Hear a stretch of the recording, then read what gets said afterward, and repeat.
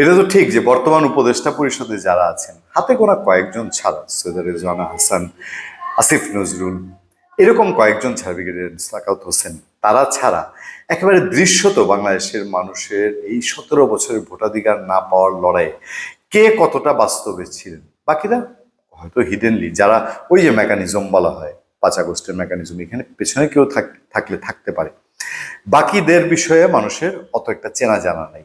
আচ্ছা, কেন প্রসঙ্গটা তুলেছি? প্রসঙ্গটা হচ্ছে নূর, সেই ভিপি নূর, যিনি গণ অধিকার পরিষদের সভাপতি নুরুল হক নূর, তিনি বলছেন যে লুটেরা মাফিয়াদের বিরুদ্ধে ব্যবস্থা নেওয়ার আহ্বান জানিয়ে তিনি সরকারকে বলছেন, ভুলে যাবেন না এই পরিবর্তন আনতে আপনারা রাজপথে রক্ত দেন নাই, তারপর জেলে যান নাই, নির্যাতনের শিকার হন নাই, আপনাদের পরিবারের কেউ গুম হয়নি, কাজে আমাদেরকে আবার রাস্তায় নামতে বাধ্য করবেন না।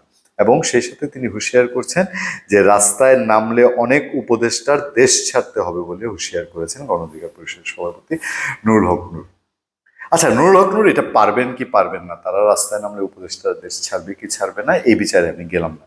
কিন্তু এই যে কথাবার্তাগুলো উঠছে, নুরুল হক নূর শেখ হাসিনার সময় অনেক অনেক কড়া কড়া গরম গরম কথা বলতো, অনেকে বলতো আরে অ্যারেস্ট না কেন, শেখ হাসিনা এতজন অ্যারেস্ট করে, নূর অ্যারেস্ট করে না কেন, ভিতরে কোনো অন্য মেকানিজম আছে?